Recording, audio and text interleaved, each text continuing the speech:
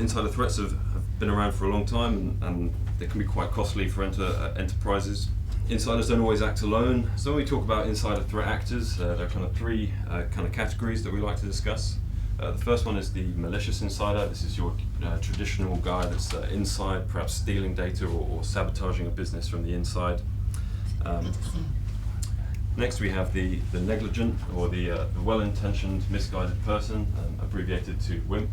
And this is a person that is perhaps performing some activities that they think are beneficial to an organization, but they're actually increasing the risk, or perhaps they haven't been trained, or they have no security awareness about what their actions are consequencing. We also have the externally compromised.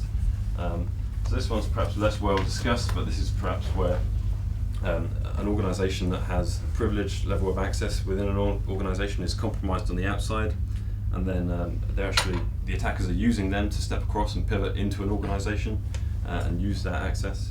The negligent, or the WIMPs, these are people that are motivated perhaps with good intentions. They may be just being a bit lazy, just doing something that is perhaps breaking security controls just for a quick fix. So, and these are things that I've actually detected as part of our service. As we see are people using Dropbox, so people just uploading files, and it may, employees want to do work at home sometimes, but perhaps they don't necessarily go about that in the correct way and increase the security risk. And the externally compromised, again, these are people that aren't necessarily, they don't know that they're being an insider threat.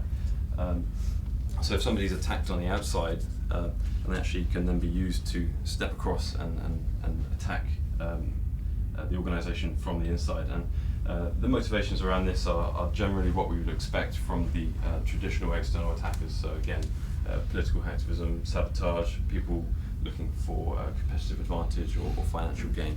There's some nice examples of this. So I think everybody's heard of the big Target breach that led to millions of credit cards being stolen. Stuxnet, that's also another famous example where the Iranian nuclear facility was targeted, but actually the people that started that attack brought in the malware on USB sticks, and they weren't aware that they were providing an insider threat.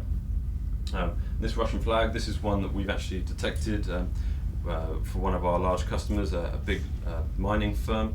They had a facility based out in Russia, and they had a CCTV provider, Russian CCTV provider, with a trusted level of access. And what we actually saw was the servers that were being used for the CCTV were actually then compromised, and then actually being used to kind of come back inside the organization we were working for.